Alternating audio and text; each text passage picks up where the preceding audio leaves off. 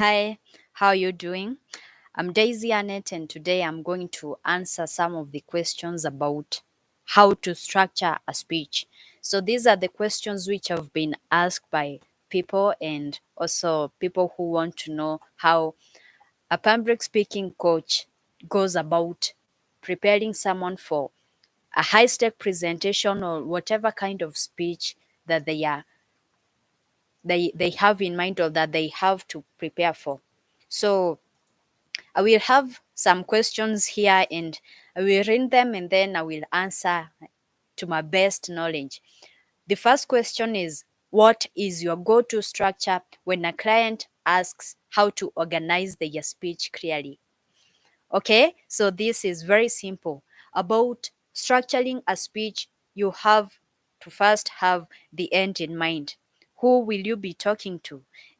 What are their goals? What are they aiming to achieve from this presentation that you have? Then, about the structure now, the first thing I recommend is the opening.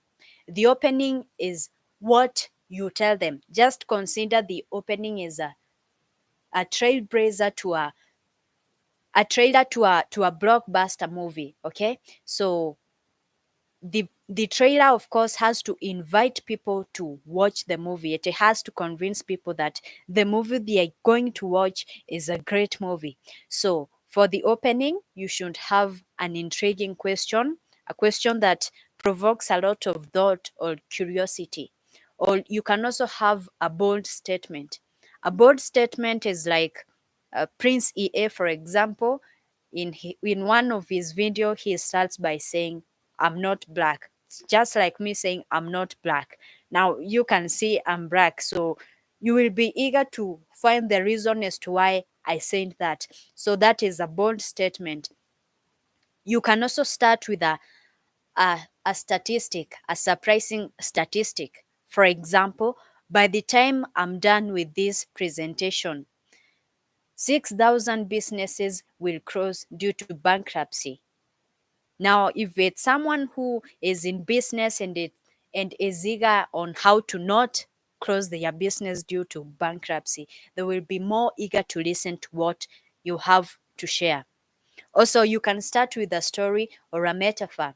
And this story you have us to be concerned with what you are covering. For example, you can tell them something like, I remember 5 years ago, seated at my kitchen table with notes scribbled all over, 2 a.m. in the morning, wondering if I was crazy to start this business. But 5 years later, here I am, a multi-million dollar manager of this big company, and I'm going to show you how I did that. Okay? Now, people say that you should start with a joke, but I don't recommend that so much because not everyone can tell a joke. And mostly I see if people try telling a joke and then it doesn't land so well, their confidence tends to go down. So if you're not good with jokes, don't try it. Also, there are some communities where they won't appreciate you to start with a joke. There is usually a question about whether to start with your credentials or not. I would say sometimes, okay? In some regions, it's okay to start with your credentials. By some regions, I mean like the Asian continent. In Asian continent, all the countries in Asian continent or almost all care about what you've done, what you've been through, where you are from, and why you think you are the best person to do this. So state all your degrees and PhDs and masters if you have those, how many years of experience you have. But in other regions or other continents, fairly all the other continents, you can start with the other things we've just covered. They won't care so much about your credentials, but more about what you are going to do for them or what they are going to learn or discover from your talk. Okay, so that's the opening. After the opening, which should not take so long, you go to the introduction. Now, the opening is to just bring them in. Then you come to the introduction. I want you to take the introduction as the menu in a restaurant. If you look at the menu, you will decide whether you want to stay in for the main course or you'll just pass. So make sure that whatever is in the introduction of your speech is some highlights of what you will cover in your main speech. And by that, you can do it using a very simple step, which is known as the 3 P's. The first P is for purpose. Purpose is simply, why are you here? So in your purpose, explain the reason as to why you showed up. For example, I am here to teach you how to recover your lost time. And then you go to the second P, which is for promise. Promise is what you are going to do to them. You can tell them, I will show you tips on how to, and then you proceed. And then there's the third P. The third P is for path. Path is just the steps you will take to get to your main ideas. So, for example, you can tell them, we will start by identifying your time wasters and then see where your time goes and so forth. So, the 3 P's will help you have a great introduction. First P is for purpose. Why are you here? The second P is for promise. What is in it for them? And the third P is for the path. How will you get there? From that, we go to the body. The body is why they are still seated there. The body is why they showed up in the first place. So this is where you deliver all your goods. Now, if you mess up with the body, you have messed up your career.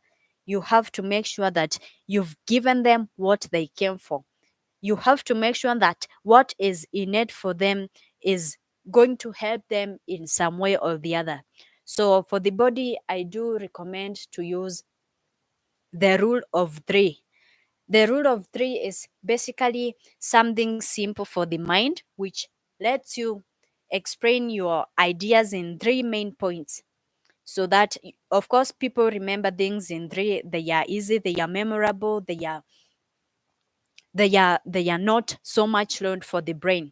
So you can give them 3 steps, you can give them 3 problems and 3 solutions, you can give them 3 stories, and I've just given you 3 examples. So whichever method you decide to use, make sure that you have your ideas grouped in 3 main categories. So, in these 3 categories, you will have some stories to keep them engaged. Stories are always the glue that keeps your words together. You can't omit stories.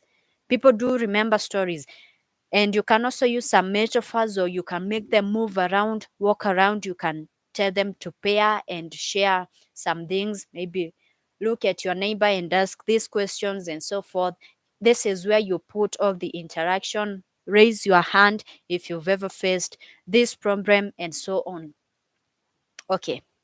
From that, you go to the closing. The closing of the conclusion is also important. This is the mic drop moment. This is what you want them to go remembering as they go home.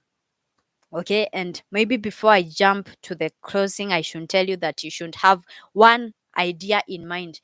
Okay, don't go rambling. So let's say my message is how to focus and identify on your key message. That is the main message. And then my 3 ideas is have the end in mind, have one key rule, and use the rule of three. Basically, that's just a cool example I thought I would use. So make sure you have one main message which you will repeat a lot throughout the speech, and then for the supporting points, keep them limited to 3. Okay, back to the closing.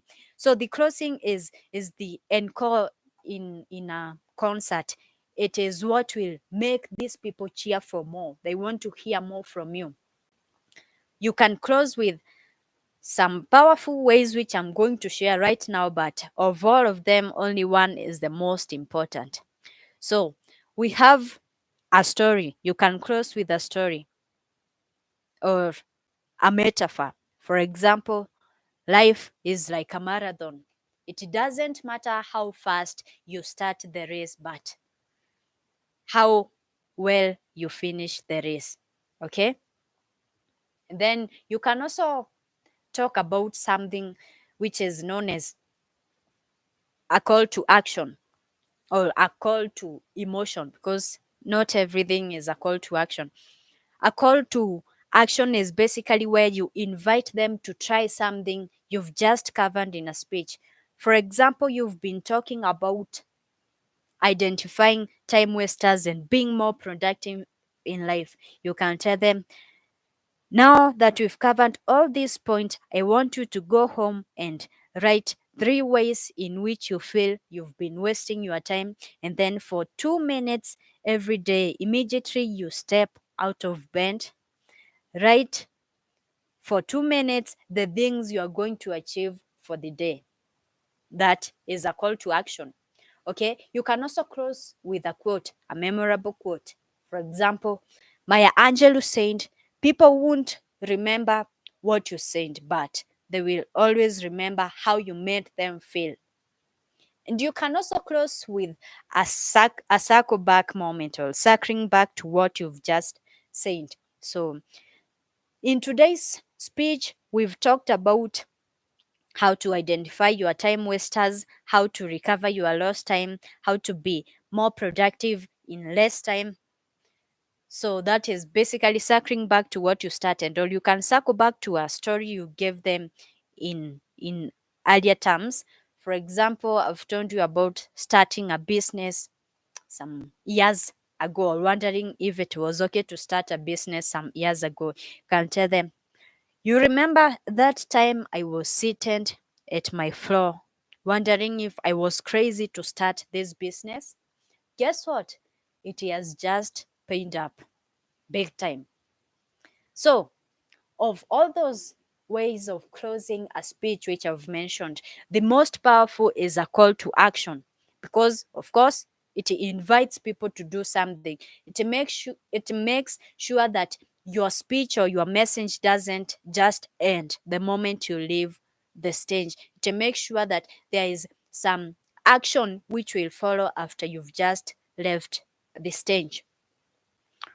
Okay, now we've covered the opening, the introduction, the body, and the closing. Something which is also important to cover and which I usually teach is the hook and hold. You have to hook people throughout the speech. You have to hold their attention and make sure they don't stare at their smartphones as you speak. So you do this by using stories. As I've said earlier, stories are the glue that keep your message together. People don't remember your words, people won't remember your bullet points, but they will remember your stories. For example, there are best speakers like Steve Jobs, who used to use stories and other cool things like the rule of three, which is also something powerful to hook people. And there is also repetition. So to hook people, there are many things you can do, but make sure you have your stories ready. You are very conversant with the rule of three, and you can influence some movement, or you can make them pair and share, so that when they are seated at home, they can remember, oh, they told me to look at my neighbor and say what I have been wasting time on. Okay. So whenever you want to do that thing that you shared, you remember, oh, we were told that this isn't the best way to go about all this. And finally, when I teach about structuring a speech, I usually talk about the Q&A session, because sometimes you are given an opportunity to answer some of the questions from your audience. So here I usually teach one framework or one method, and that is the ABC method. A is for acknowledge. So immediately you get a question, acknowledge the question. That is a good question, or that is a very important question. And then there is B for bridge. Bridge is where you connect, or where you explain how that question connects to what you've just talked about. For example, That is a great question about how to identify your time wasters. According to what we've covered, I've just told you that anything that drains you or that keeps you from following your dream is a time waster. Okay? And then the C is for conclude. Conclude is where you now give the response to this question. So acknowledge, bridge, then connect. Hey, that's a very important question. This is how that question connects to what we've just covered. So, to answer your question, you do this 1, 2, 3. As simple as that. Now, do know there are questions which you may not be ready for, questions which you don't have a clear answer to them. There are many things you can do here. The first thing is to rephrase or paraphrase the question to that person. You can tell them, so I hear you've asked about how I teach a client about how to structure a speech, right? If that's right, they will tell you, yes, or that's right. Okay. And then you can give them a follow up question.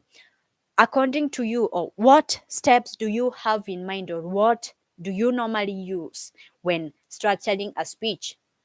Then they will give you their response. Mostly they will give you their response. Now, this is what's cool about that. As they tell you what they think, it will give you some time to think of something that you will answer. They in the response, they will give you a response to the question they are asking for. And that's a good way to buy time. Or if you really don't know the answer to that, and if no idea comes to you as they explain themselves, then you can tell them that's a very important topic and I would like us to discuss it offline or after this talk. And they will appreciate that. So by the time they come back to you, make sure you have the answer. Basically, that is how I do teach people to structure their speech. So there's the opening, where you start with something to hook them early into the story. There's the introduction, where you tell them why you came, what they will achieve, and how you will take them there. Then there's the body, which is basically giving them everything you came there to share. There is the closing, where you make sure that they will always remember your talk. And there's the hook and hold, which is the glue that puts your words together. And finally, there's the Q&A, which is how to answer some questions or how to buy time or dodge other questions. All right. I see another question which says, do you always use the same template or does it depend on the goal? Beautiful question. So, I've talked about all those things on how to structure a speech, but I do know that it won't work in all kinds of speeches. For example, keynotes are different from TED Talks, which are different from pitches. But mostly, I like to have an opening, an introduction, a body, and a closing. Okay? So, the thing that makes me change this structure is the time constraints that we have. And I will be answering some questions about how to handle time constraints or how to deal with different time frames when structuring a speech. That's a story of another day. So, this is what happens. If the time is limited, for example, a TED talk, it's mostly 18 minutes. You have to prepare not more than 20 minutes worth of speech. I do encourage them to combine the opening and the introduction. So here we talk about trimming or killing your darlings. All those funny stories that you would make to make them laugh and relate to your story even more, cut them. Here you have to think of what they must know and what is good for them to know. So you focus on telling them what they must know. What is good to know will be reserved for a longer speech. All right. Also, something else is to have what we call time boxing. This is where you allot times blocks to every section. For example, I will spend 5 minutes talking about the opening and introduction, then 10 minutes in the body, and 5 minutes in the closing. Just that. Okay, Sometimes you may have Q&A in a very short speech. What you do in this kind of speech is you do tell them early, hi, this is what we are going to cover today. And at the end of 15 minutes, I will give you a chance to ask me your questions. But since we won't have a lot of time, please write your questions down and we will cover them after we are done with today's main message. So, yes, it depends on the goal. If it's a long speech, like a keynote, then you will have to have more stories, because you can't spend 2 hours telling people your bullet points. Nobody will remember that. Yeah. So basically that is what can change this structure when the speeches vary in length. The other follow-up question is, what structure do you use when time is limited versus when there's room to explore? Okay, I've just answered this question. I've said when time is limited, we have time boxing, where we allot time slots to every section or every block in our speech. And then you can also signal somebody, like a friend or a colleague, to signal you when time is running out, so that you can always keep track of time. And then there is what I call identifying and focusing on your key message. If time is limited, you can't let your brain to wander around and talk about other ideas. So I do teach how to focus, and that is also in a future live stream. Okay. When there's room to explore, I do encourage more stories and more metaphors, more moving around. You tell people to stand up and you teach them something. Of course, there is a very big impact on movement, on making people share with a friend when you're talking to people in a huge or in a lunch time frame, which we will also talk about later. We have question number 2. How do you teach the importance of a strong opening in a speech? Beautiful. Like I said, a strong opening is what will make people decide if they want to check out, if they want to check their phone, if they want to wonder if they switched off the refrigerator in the morning, or if they want to listen to you speak. So, I repeat, the speech or the opening of the speech is like a trailer to a blockbuster. So imagine you are in Netflix browsing a movie, you see a new movie. The first thing you check is the trailer. Does it capture my attention well? Am I intrigued? Is there curiosity in this movie? Do I want to watch it or not? Okay, so the important thing is to spike curiosity. They have to have something that makes them eager to listen to you even more. So you can start this by a bold statement, like saying, I am not black, and then explain why you said that. Or you can tell people who have been in business for a very long time, that everything they know about administering a business is wrong. Then you will explain that, of course. But in such situation, we do teach an expectant twist. So you tell them that, and then you twist something that will make them forget you said that in the first place. Okay. And then you can also grab their attention with a story or a metaphor, a relevant story. So, for example, you want to talk about how you struggled earlier before starting this business, and how to maintain a business is your key topic. So give them a short instance of your struggles, your early struggles before starting this business. That's the opening. And then after the introduction and in the body, you will dive deeper into the story. Okay. What techniques do you recommend for grabbing attention first? The techniques I recommend for grabbing attention first is any technique that has curiosity in it. Okay, people are usually curious. They always want to know what will happen.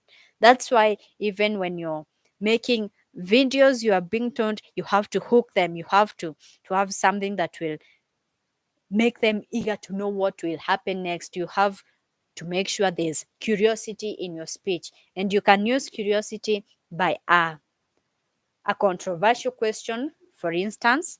For example, do you know which day of the week you are likely to die due to a heart attack? Or which sport, or which people who play a certain sport have a longer life expectancy than others, and so forth, or something like that. Okay. How soon should the speaker reveal the Yako message, or why? The speaker should reveal the Yako message or the why as long as they are done with the opening. So the opening, as I've said, is what is wrapped with curiosity that will make people hooked to listen to what you have for them. So immediately you are done with that opening, you move into the introduction. Here you tell them why you are here. And I told you, you can do this using the 3 P's. First P is for purpose, meaning why are you here? So tell them, I am here to teach you this and that, or I'm here to give you tips about this and that. And then the promise, what they will learn.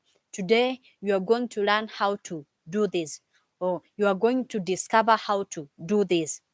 And finally, the other P is for path. Path meaning how you will get to all that. We will start by identifying this, then we will move on to rephrasing this, and so forth. Question number 3. What role does storytelling play in structuring a compelling speech? The role storytelling plays in structuring a compelling speech is the biggest role, because, as I've said, stories are what glues your points together. Nobody will remember your bullet points, they just won't. So you have to make sure there is a story that will tie all those things you are saying together. All the famous speeches are remembered because of stories and one other element, which I'm sure I should cover very soon. All right. Where in the speech do you recommend placing a story? It's actually funny that you can place a story in any part of your speech. You can pair it in the opening, for example, the one I told you 5 years ago. I was seated on my kitchen table 2 a.m. in the morning, wondering if I was crazy to start this business. That's a story. Then you have to put a story in the body, like you have to. If you don't, then your message won't land. So this is this, you take them through the path you took in telling the story. Now, there are those who are not natural storytellers. There's nothing wrong with that. Everything is a skill you can learn.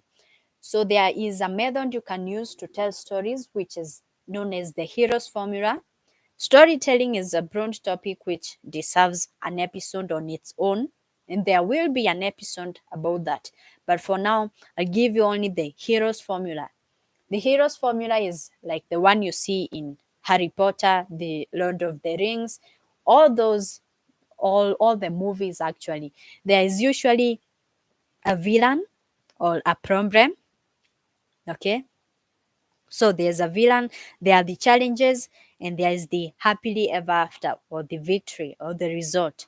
So the villain, what is he doing, or what is the main challenge in all this story? What happened? Then you go to the next step, which is making sure that you press on the problem a lot. You have to press on the problem. This is what will first make sure that it's going for a long time, especially if your speech is designated for a long period of time.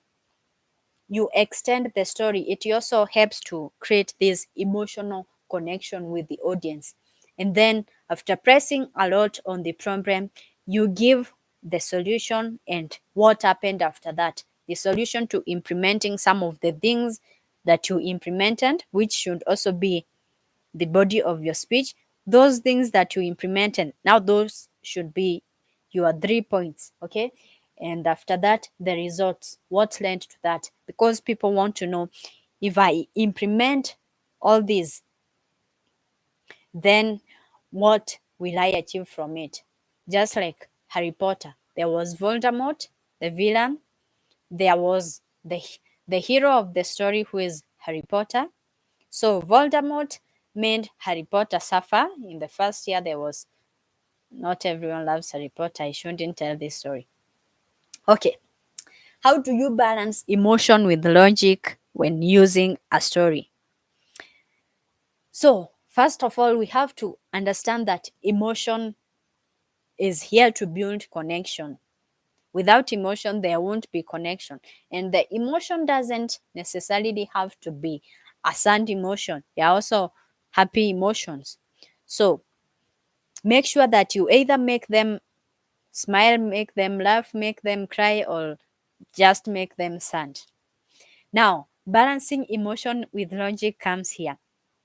After you tell the story, in the struggles, for example, if there were struggles, you are in a down moving curve, okay? You are downward, like in a valley. So, in this valley, that is where you now tell them the main points or what you did to get out of this situation, which is also what they should do if they are in such a situation.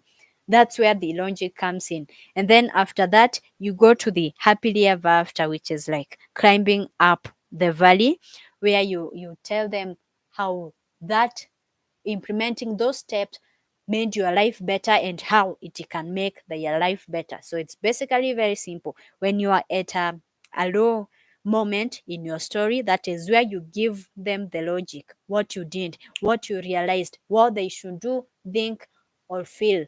And then you rise up to the happily ever after, or to the results of that, which again signifies the results you will get, or the results they will get, or the results you got. Question number 4. What is the rule of 3 and how does it apply to speech body session? The rule of 3, as I stated earlier, is basically where you group your main ideas or your ideas to your main message in only 3 points, because people remember the things in 3. There is the Holy Trinity and so forth. That there is a reason why 3 is a powerful number. So one of the speakers who was good in using the rule of 3 is Steve Jobs, and especially when he was launching the iPhone. When launching the iPhone, he told people of only 3 things. So the key message here, understand, is the iPhone. Then there are supporting points. The supporting points are 3 in number. So in the iPhone, they were: an iPhone is an iPod, it's a telephone, and it's an internet communicator or connector. Then he repeated, it's an iPod, a telephone, and an internet communicator. Again, he repeated, the iPhone is an iPod, a telephone, and an internet communicator. Basically, that is all you need to make sure that people remember the things you talk about. Use the rule of 3. Have a main message. When talking about how to identify and focus on your main message, and also when talking about how to make your presentations more engaging, I will talk about message map. Message map is basically where you have a message. For example, the message is the iPhone, and then you have it mapped in 3 supporting points, only 3. So an iPhone is an iPod, a telephone, and an internet communicator. Just that. Okay. Can you give an example of a rule of 3 you've coached someone through? Oh yes. I was working with an EMDR therapist another day, and she wanted to know how to connect to her peers, other people who are in EMDR therapist, and her clients. And I didn't tell her that some of the things she should include to make her presentations more engaging is to pair, and share. So look at somebody and tell them this. The other thing that they should do is to pause and reflect. You pause and ask, is the thing I've just said connected to what everybody is here to hear? Because in a mixed audience, of course, you have to make sure there is a balance between the two people. And finally, was to repeat the key message. Repeat it to make sure that it's anchored in your brain as much as possible, like Steve Jobs. An iPhone is an iPod, a telephone, an internet communicator. So, yeah, basically, that is the most recent. There are many ways. I always teach about the rule of three because it's simple and memorable. What happens if a speaker has 5 to 6 points that they want to include? Okay, simple. I have seen speeches where people have even 11 main points. Like, I will teach you how to do something and I will share that in 11 steps. Step number 1, 2, 3, 4, 5, 6, up to 11.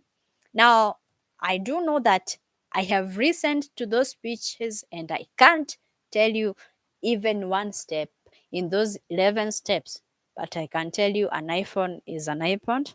You get the idea, right? So if someone has many points and I want them to be only three, I make sure that we have written them down and then we start ranking them. What is the impact of this message? If you look at that statement or that point, what immediately comes to your mind? What does it make you think, feel, or do? If it doesn't have strong actions or doesn't lean to strong emotions, then it isn't the best or the strongest point to have. So we make sure that we rank every point. We try to see what it is, if it drives some action or provokes some thoughts or feeling, and we go adjusting until there are only three main points to include in that speech to make sure that, again, it's memorable. Another question: how do you teach transitions so that the speech flows naturally? Transitions are beautiful.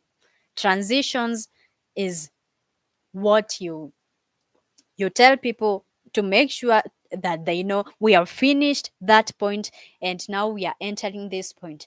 And they are very useful to people who like to take notes when a speech is being given.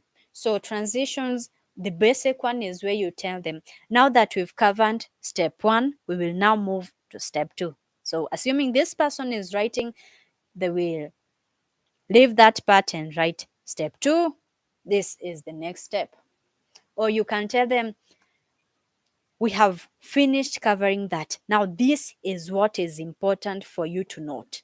Or now, here is where this gets interesting. All these are transitions to make sure know that we've ended that part and we are now at this part. It also helps you organize your ideas more systematically. I have a follow-up question to that. What phrases or tools do you give clients to bridge sections smoothly? The phrases I give are the phrases I've just given. Now that we've covered that, let's move on to this. Or, here is what I want you to note from this speech. Or, now this is where it gets interesting. Those are just examples. Okay, another follow up question: how do you test whether a transition feels right during rehearsal? Yeah, a very important question, especially about rehearsing. You don't just go and present your speech, you have to rehearse. And by rehearsing, I mean saying it loud. You have to speak it loud, the ones you want to say, the ones you will say in the speech. So, when rehearsing, the way you feel if something felt light is as you watch your speech. Of course, when rehearsing, I do encourage people to record it so that they can watch it after and identify those weird jazz sounds they've been using, or those filler ones they might be using, or even anything weird, or if they have a phrasing or explanation of something that doesn't feel right in this. So the way you test if it's right is listen to yourself.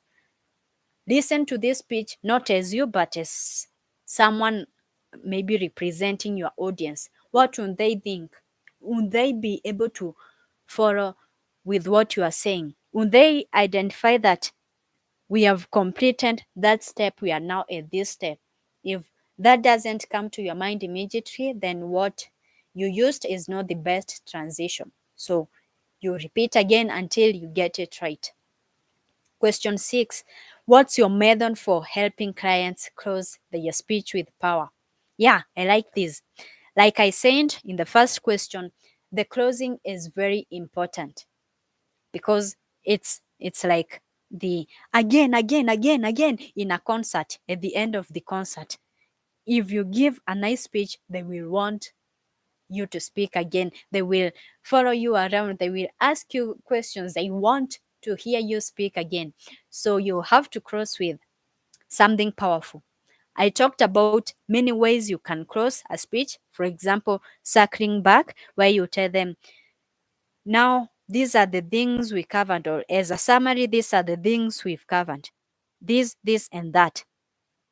Or you can also circle back to a story you told. Do you remember the story I told you about Sarah when you started? Sarah just got a promotion and so forth. And then there I talked about crossing with a metaphor or a story, like life is like a marathon. Doesn't matter how well you start the race, but how well you finish it. Or you can end with a memorable quote. As Maya Angelou said, people don't remember what you said, but they remember how you made them feel. Or you can end with something which is the most powerful thing to end with, which is a call to action. A call to action is where you invite them to do something, to feel something, or to think in a certain way. Of course, when structuring a main message, your main aim should to make them think, feel, or do something. So, a call to action, you tell them, now that we've covered all these steps, I want you to go and write down, or I want you to send one message to this person who you've been avoiding for years, or basically anything you want them to do, or even think or feel or write down. Okay, I have a follow up question. Do you teach closings as a summary or a call to action, or both? I've just talked about all of them actually, but I all those are powerful ways, but I've been saying that the call to action is the most powerful one to use. What you do is you can wrap the others with a call to action. For example, if I decide to combine a summary to a call to action, I will tell you, we've been covering how to identify your time wasters, how to reclaim your lost time back, how to be more productive and get a lot of stuff that we start done. So, this is what I want you to go and do. Basically, as simple as that, just a summary and then embed it with a call to action. Or you can also embed a quote and a call to action. Just as Maya Angelou said, people won't remember what you said, but they will always remember how you made them feel. So, the next time you prepare a speech, make sure you have stories embedded which will build the connection and evoke emotions to your listeners. It's actually as simple as that. You can always combine the other closing ways with a call to action. Finally, the last follow-up question in that question 6 is, how do you ensure the final line is memorable? The way you ensure something is memorable, not just the final line, but anything, is through repetition. Repetition, as said, is the mother of retention. People will remember something you say over and over again. And as I gave an example earlier, I talked about Steve Jobs. He repeated, an iPhone is an iPod, a telephone, and an internet communicator. An iPhone is an iPod, a telephone, and an internet communicator. That's all. Repetition. Repeat, repeat, repeat. about your key message, repeat it as more times as you can. People will remember you after that. I have question 7. How do you adapt speech structure for different formats, e.g., keynotes, pitch, 10x, panel? Okay, I covered this question earlier when I was talking about how to handle different time constraints. Now, a keynote is a longer type of speech. You can talk for about an hour and a half, 2 hours going forward. Attend talk, you know this one, they are barely over 20 minutes. There is a panel, which you may never know how long it may last, and there is a pitch. It may have some allotted time mostly. So, whenever you are structuring a keynote, this is a longer type of speech, you have to make sure you have more stories to make sure that people are hooked. Because, as I said, they will not remember your bullet points, they will remember your stories, and your stories have to have the ideas wrapped in them. For example, there are these ice creams which are wrapped with chocolate and maybe peanuts. So I can tell you one thing for sure, when I eat those ones, I don't eat them for the peanut. Oh, no, for the ice cream, but I eat them for the chocolate coating. I actually don't know how that ice cream tastes apart from cold. So imagine your speech is like that ice cream coated with chocolate. That chocolate is the stories you give. The ice cream is your main points, or your 3 points ideas. Make sure that you always quote your ideas with a story. That is what people will remember most. And when they remember that story, they will know, they were talking about this idea. That's why that story has come back to my mind. Okay. So, more stories for keynotes, and also for keynotes, make sure there is movement. I can't emphasize this enough. Movement is okay. Movement is highly underestimated, but it's very important. Make sure that you can tell them, if you are able, please stand up and move around, or pair with someone who is seated at that other corner, or turn to a friend and ask this question, exchange this, move around and share. If you are in the back, go to the front, share with somebody. Movement will make sure that your messages are engaging and they can hold on until you are done speaking for the 2 hours you have. For a TED talk, we talk about time constraints, which will be a later live stream. We'll have an entire live stream dedicated to knowing how to handle time constraints. So allow me to talk about that in that way. But here you have to squeeze things up a little bit. You have to make sure all those long stories are shortened, or you just have that punch which will be memorable for such a speech. Okay, I have a question here. What structural element is most flexible, and which one must stay consistent? I like to talk about the opening, the body, and the closing, because you have to have those ones, but you you should really make sure that the only thing that changes in the structure is mostly the time you have for every one of these. When I teach mostly those things, and the hook and hold, and maybe the Q&A, but when time is not on your side, you shorten those things a little bit. How do you handle balance structure with spontaneity in panels?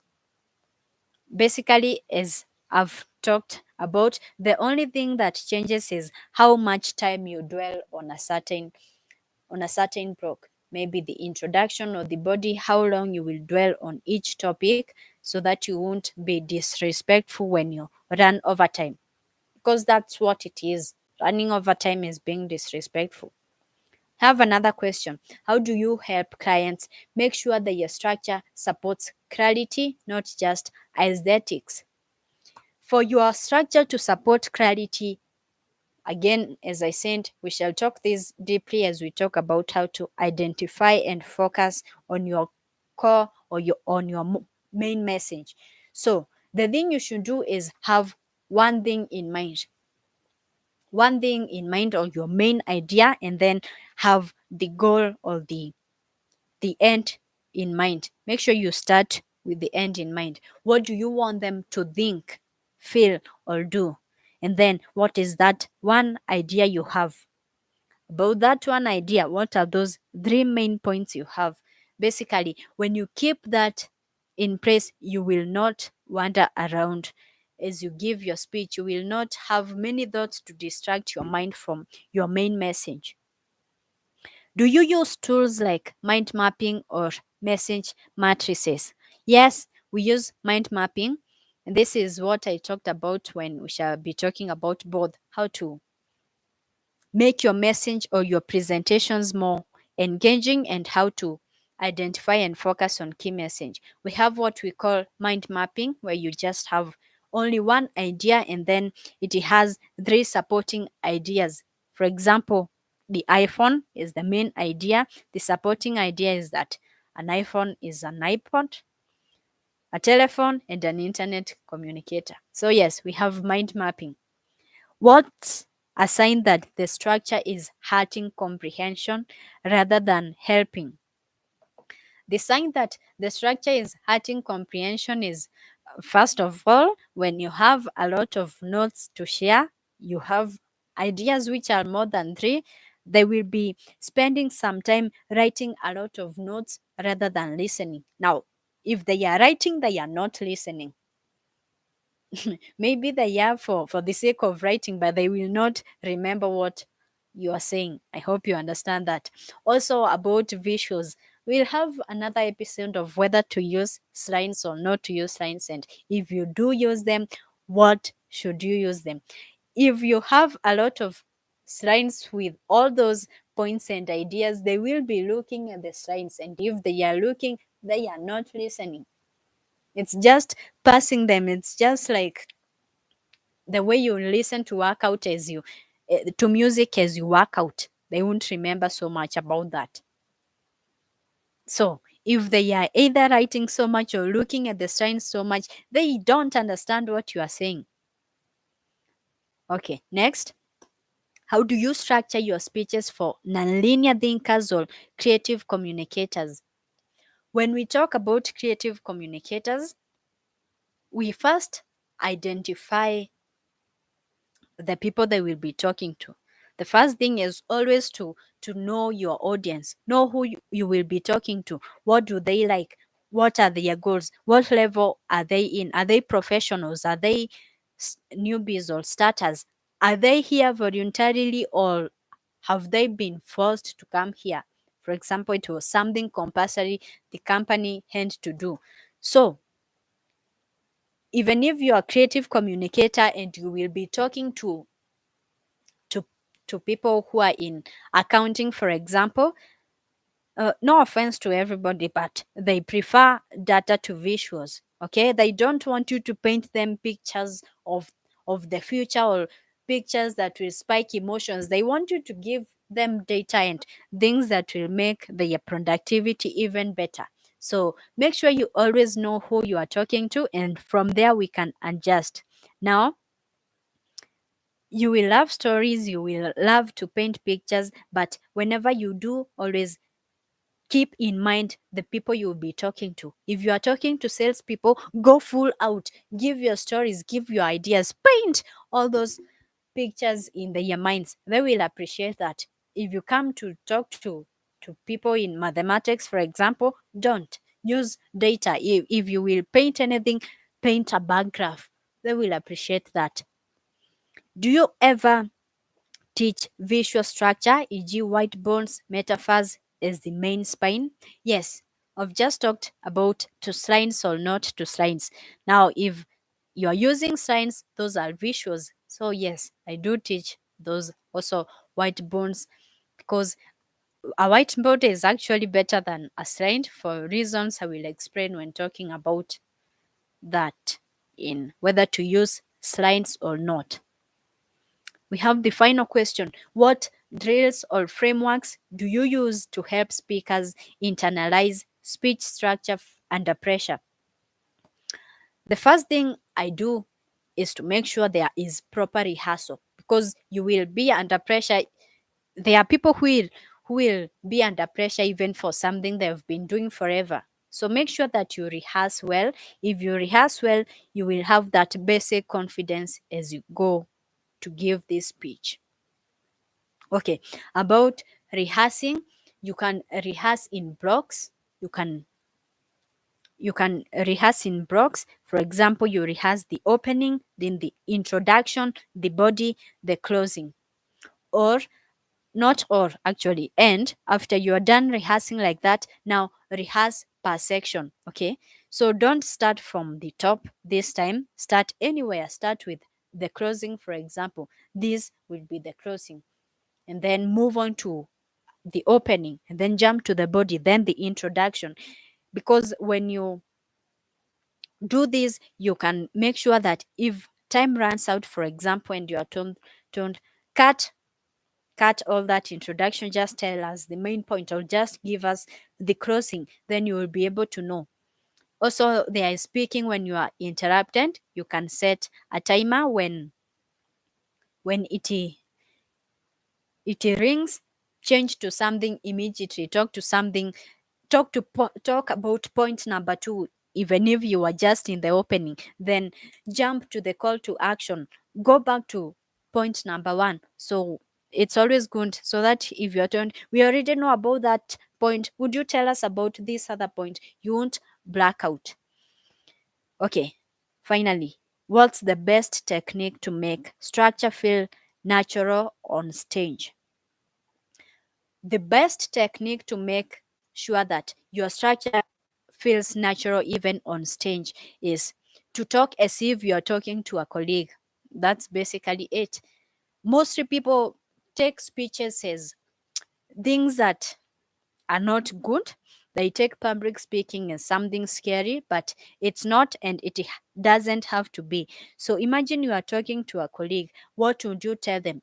Talk about what you are passionate about, and then don't just give it to them just like that. Make sure that it's organized in that structure that we've just followed: the opening, the introduction, the body, the closing, the hook and hold, and get ready for question and answer section.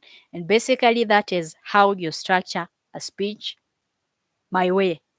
Thank you for tuning out, and watch out for the next, which is how to prepare for high stake presentations, or those presentations which you know that if I fail in this one, then I might be in trouble, or I might not get this job, and so forth. Thank you. I'm Daisy Annette, and have a great time.